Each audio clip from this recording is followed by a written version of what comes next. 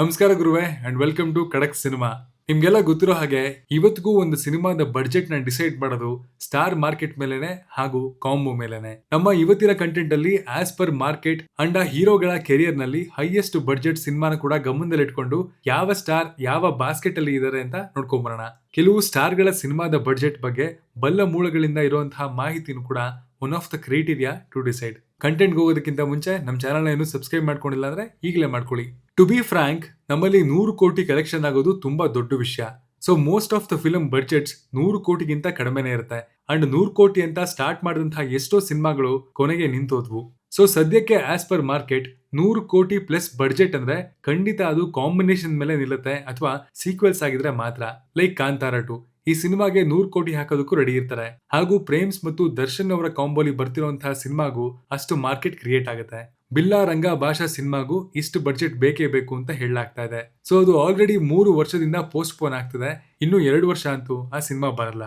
ಮುಂಚೆ ಹೇಳ್ತಿದ್ದಾಗೆ ರಕ್ಷಿತ್ ಶೆಟ್ಟಿ ಅವರ ನಿರ್ದೇಶನದ ಪುಣ್ಯಕೋಟಿ ಸಿನಿಮಾಗೆ 100 ಕೋಟಿ ಬಡ್ಜೆಟ್ ಬೇಕಾಗುತ್ತೆ ಅನ್ನೋ ಮಾಹಿತಿ ಹೊರಬಿದ್ದಿತ್ತು. ಸೊ ಇವನ್ನ ಬಿಟ್ರೆ ಸ್ಟಾರ್ ವ್ಯಾಲ್ಯೂ ಮೇಲೆ 100 ಕೋಟಿ ಇನ್ವೆಸ್ಟ್ ಇದುವರೆಗೂ ಆಗಿಲ್ಲ. ಬಟ್ ಇಲ್ಲಿ ಒಂದಷ್ಟು ಎಕ್ಸೆಪ್ಷನ್ಸ್ ಇದೆ. ರಾಕಿಂಗ್ ಸ್ಟಾರ್ ಯಶ್ ಡೆಫಿನೆಟ್ಲಿ 100 ಅಲ್ಲ 300 ಅಲ್ಲ 500 ಕೋಟಿ ಬಡ್ಜೆಟ್ ಸಿನಿಮಾಗಳಿಗೂ ಕೂಡ ಯಶ್ ಅವ್ರನ್ನ ಕ್ಯಾಸ್ಟ್ ಮಾಡೋದಕ್ಕೆ ಮುಂದಾಗ್ತಾರೆ. ನಮ್ಮಲ್ಲಿ 1000 ಕೋಟಿ ಸರ್ದಾರ ಅಂತ ಇವರೊಬ್ರೆ ಅನ್ನಿಸ್ಕೊಂಡಿರೋದು. ಯಶ್ ಅವರಿಗೆ ಬಂದ ಆಫರ್ಸ್ ಗಳ ಪ್ರಕಾರ ಸಿನಿಮಾಗೆ 100 ಕೋಟಿ ಅಲ್ಲ, ಬರೀ ಅವರ ರೆಮ್ಯುನರೇಷನ್ 100 ಕೋಟಿ ಕೊಡೋದಕ್ಕೆ ತುಂಬಾ ಸಿನಿಮಾಗಳು ಮುಂದಾಗಿದ್ವು. ಅಂಡ್ ಅವರ ಮಾರ್ಕೆಟ್ ಅವರಿಗೆ ಚೆನ್ನಾಗಿ ಗೊತ್ತಿದೆ. ಸೊ ಅವರ ಮುಂದಿನ ಸಿನಿಮಾಗಳಿಗೆ ಅವರೇ ಪಾರ್ಟ್ನರ್ ಆಗಿ ಸಿನಿಮಾವನ್ನ ಪ್ರೊಡ್ಯೂಸ್ ಕೂಡ ಮಾಡ್ತಿದ್ದಾರೆ. KGF 2 ಬಡ್ಜೆಟ್ ಕೂಡ 100 ಕೋಟಿ ಅಂತ ಹೇಳಲಾಗ್ತಾ ಇತ್ತು. ಅದು ಯಶ್ ಅವರ ರೆಮ್ಯುನರೇಷನ್ ನ ಬಿಟ್ಟು ಅವರ ರೆಮ್ಯುನರೇಷನ್ ಪರ್ಸೆಂಟೇಜ್ ಅಲ್ಲಿ ತಗೊಂಡಿದ್ದಾರೆ. ಅಂಡ್ ಅದೇ 200 ಕೋಟಿ ಬಂದಿದೆ ಅನ್ನೋ ನ್ಯೂಸು ಈಗ ಎಲ್ಲಾ ಕಡೆ ವೈರಲ್ ಆಗಿದೆ. ಸ್ಟಿಲ್ ಆಸ್ ಪರ್ ಅಸ್ 200 ರಿಂದ 300 ಕೋಟಿ budget is a safe bet. And of course it is without Yash ಅವರ ರೆಮ್ಯುನರೇಷನ್. ಸೊ ಈ ಎಕ್ಸೆಪ್ಷನ್ ನ ಬಿಟ್ಟು ಯಾವ ಸ್ಟಾರ್ಸ್ ಮೇಲೆ ಎಷ್ಟು ಬಂಡವಾಳ ಹಾಕೋದಕ್ಕೆ ರೆಡಿ ಇದ್ದಾರೆ ನೋಡ್ಕೊಂಬರೋಣ ಬನ್ನಿ. 50 ಕೋಟಿ ಪ್ಲಸ್ ಬ್ರಾಕೆಟ್. ಕೆಲವು ಸ್ಟಾರ್ ಗಳಿಗೆ ಮಾತ್ರ 50 ರಿಂದ 70 ಕೋಟಿಗಳವರೆಗೆ ಬಂಡವಾಳ ಹಾಕೋದಕ್ಕೆ ರೆಡಿ ಇದ್ದಾರೆ. ಇಷ್ಟು ದೊಡ್ಡ ಬಡ್ಜೆಟ್ ನ ಹ್ಯಾಂಡ್ಲ್ ಮಾಡೋ ಅಥವಾ ಮಾಡ್ತಿರೋ ಸ್ಟಾರ್ಸ್ ಅಂದ್ರೆ ಕಿಚ್ಚ ಸುದೀಪ್ ಅವರು. ಸುದೀಪ್ ಅವರು ಆಲ್ರೆಡಿ ಈ ಬಡ್ಜೆಟ್ ಅಲ್ಲಿ ಸಿನಿಮಾ ಮಾಡಿದ್ದಾರೆ. ದ ವಿಲನ್ ಬಡ್ಜೆಟ್ 50 ಕೋಟಿ ದಾಟಿದೆ ಅಂತ ಹೇಳ್ತಾ ಇದ್ರು. ಬಟ್ ಅವರ ಹೈ ಬಡ್ಜೆಟ್ ಸಿನಿಮಾ ಅಂದ್ರೆ ಅದು ವಿಕ್ರಾಂತ್ ರೋಣ. ಈ ಸಿನಿಮಾಗೆ 50 ಕೋಟಿ ಬಡ್ಜೆಟ್ ಅಲ್ಲಿ ತೆಗಿಬೇಕು ಅಂತ ಅನ್ಕೊಂಡಿದ್ರು. ಬಟ್ ಇನ್ಕ್ರೀಸ್ ಆಗಿ ಕೊನೆಗೆ ಕೆಲವು ಅಪ್ಡೇಟ್ಸ್ ಗಳ ಪ್ರಕಾರ ಸಿನಿಮಾದ ಬಡ್ಜೆಟ್ 60 ಕೋಟಿ ದಾಟಿತ್ತು. ಮತ್ತೆ ಕೆಲವರ ಪ್ರಕಾರ 90 ಕೋಟಿ ಅಂತ ಕೂಡ ಹೇಳಲಾಗ್ತಾರೆ. ಇಲ್ಲಿ ಗಮನಿಸಬೇಕಾದ ಮತ್ತೊಂದು ವಿಷಯ ಅಂದ್ರೆ ಸುದೀಪ್ ಅವರು ವಿಕ್ರಾಂತ್ ರೋಣಗೆ ಒನ್ ಆಫ್ ದ ಪಾರ್ಟ್ನರ್ ಆಗಿ ಕೆಲಸ ಮಾಡಿರ್ತಾರೆ. ಸೊ ಬಡ್ಜೆಟ್ ಅಲ್ಲಿ ಅವರ ರೆಮ್ಯುನರೇಷನ್ ಇನ್ಕ್ಲೂಡ್ ಆಗಿರಲ್ಲ. ಸೊ ಖಂಡಿತ ಸುದೀಪ್ ಅವರ ಸಿನಿಮಾ ಬಡ್ಜೆಟ್ 50 ಕೋಟಿ ಮೀರಿ ಹೋಗ್ತಿದೆ. ಅವರ ಮುಂದಿನ ಸಿನಿಮಾಗಳಿಗೂ ಕೂಡ ಇದನ್ನ ಬೇಸ್ ಲೈನ್ ಆಗಿ ಇಟ್ಕೊಳ್ಳಲಾಗಿದೆ. ಅಂಡ್ ಸೂನ್ BRB ಇಂದ ಅದು 100 ಕೋಟಿ ದಾಟಬಹುದು, ನೋಡೋಣ. ದರ್ಶನ್ ತೂಗುದೀಪ ಅವರು ಅನ್ಡೌಟೆಡ್ಲಿ ಬಾಕ್ಸ್ ಆಫೀಸ್ ಸುಲ್ತಾನ್ ಅವರ ಸಿನಿಮಾಗಳಿಗೆ ಬಡ್ಜೆಟ್ ಕಾನ್ಸ್ಟೆಂಟ್ಸ್ ಇರೋದು ತುಂಬಾ ಕಡಿಮೆ. ತುಂಬಾ ಹೈ ಬಡ್ಜೆಟ್ ಸಿನಿಮಾಗಳಿಗೆ ರಾಯಭಾರಿ ಅವರು. ಸಂಗೊಳ್ಳಿ ರಾಯಣ್ಣ, ಕುರುಕ್ಷೇತ್ರ ಸಿನಿಮಾಗಳು ಇದಕ್ಕೆ ಉದಾಹರಣೆ. ಕುರುಕ್ಷೇತ್ರ ಸಿನಿಮಾದ ಬಡ್ಜೆಟ್ 50 ಕೋಟಿ ಮೀರಿತ್ತು. ಅಂಡ್ ಅವರ ರೀಸೆಂಟ್ ಸಿನಿಮಾಗಳಾದ ರಾಬರ್ಟ್ ಮತ್ತು ಕಾಟೇರಾ ಸಿನಿಮಾಗಳ ಬಡ್ಜೆಟ್ 45 ಕೋಟಿ ಅಂತ ಅಂದಾಜಿಸಲಾಗ್ತಾ ಇದೆ. ಅಂಡ್ ಕಾಟೇರಾ ಗ್ರ್ಯಾಂಡ್ ಸಕ್ಸಸ್ ನ ನಂತರ ಈಸಿಲಿ ದರ್ಶನ್ ಅವರ ಮೇಲೆ ಎಷ್ಟೇ ದುಡ್ಡು ಹಾಕಿದ್ರು ನಮ್ಮ ಕರ್ನಾಟಕದಲ್ಲೇ ಇದನ್ನ ಕಲೆಕ್ಟ್ ಮಾಡಬಹುದು ಅನ್ನೋ ಒಪಿನಿಯನ್ ಕ್ರಿಯೇಟ್ ಆಗಿದೆ. ಪ್ರೇಮ್ಸ್ ಮತ್ತು ದರ್ಶನ್ ಅವರ ಕಾಂಬೋ ತರುಣ್ ಅವರ ಮುಂದಿನ ಸಿನಿಮಾಗಳ ಬಡ್ಜೆಟ್ 75 ರಿಂದ 100 ಕೋಟಿವರೆಗೂ ಮುಟ್ಟುವಂತಹ ಚಾನ್ಸ್ ಇದೆ. ಧ್ರುವ ಸರ್ಜಾ ಆಕ್ಚುಲಿ ಧ್ರುವ ಅವರು 25 ರಿಂದ 30 ಕೋಟಿ ಬ್ರಾಕೆಟ್ ಅಲ್ಲೇ ಇದ್ರು. ಬಟ್ ಅವರ ಚಾಲ್ತಿಯಲ್ಲಿರುವಂತಹ ಸಿನಿಮಾಗಳ ಬಡ್ಜೆಟ್ ಇದನ್ನ ಮೀರಿದೆ. ಅವರ ಹೈ ಬಡ್ಜೆಟ್ ಸಿನಿಮಾ ಅಂದ್ರೆ ರಿಲೀಸ್ ಆಗಿರೋದ್ರಲ್ಲಿ ಅದು ಪೊಗರು. ಅಂಡ್ ಅದಕ್ಕೆ ಮಿಕ್ಸ್ಡ್ ರೆಸ್ಪಾನ್ಸ್ ಇದ್ರು. ಕೊರೋನಾ ಟೈಮ್ ಅಲ್ಲಿ ಒಳ್ಳೆ ಕಲೆಕ್ಷನ್ ಮಾಡಿತು. ಅವರ ಮಾರ್ಟಿನ್ ಸಿನಿಮಾಗೆ 30 ರಿಂದ 35 ಕೋಟಿನ ಬಡ್ಜೆಟ್ ಫಿಕ್ಸ್ ಮಾಡಿದ್ರು. ಬಟ್ ಹೋಗ್ತಾ ಹೋಗ್ತಾ ಟೈಮ್ ಜಾಸ್ತಿ ಆಗಿ ರೀಶೂಟ್ ಕೂಡ ಜಾಸ್ತಿ ಆಗಿರೋ ಕಾರಣ ಸಿನಿಮಾದ ಬಡ್ಜೆಟ್ 70 ಕೋಟಿಯನ್ನ ಮೀರಿದೆ ಅಂತ ಹೇಳಲಾಗ್ತಾ ಇದೆ. ಅಂಡ್ ಕೆಲವು ನ್ಯೂಸ್ ಪ್ರಕಾರ ಸಿನಿಮಾದ ಟೋಟಲ್ ಬಡ್ಜೆಟ್ ನ 90 ಕೋಟಿಗೆ ನಿಲ್ಲಿಸಿದ್ದಾರೆ ಅಂತ ಕೂಡ ಹೇಳಲಾಗ್ತಿದೆ. ಅಷ್ಟೇ ಅಲ್ಲ, ಪ್ರೇಮ್ಸ್ ಅವರ ಸಿನಿಮಾ ಅಂದ್ಮೇಲೆ ಅದು 50 ಕೋಟಿ ದಾಟದೇ ಇರಲ್ಲ.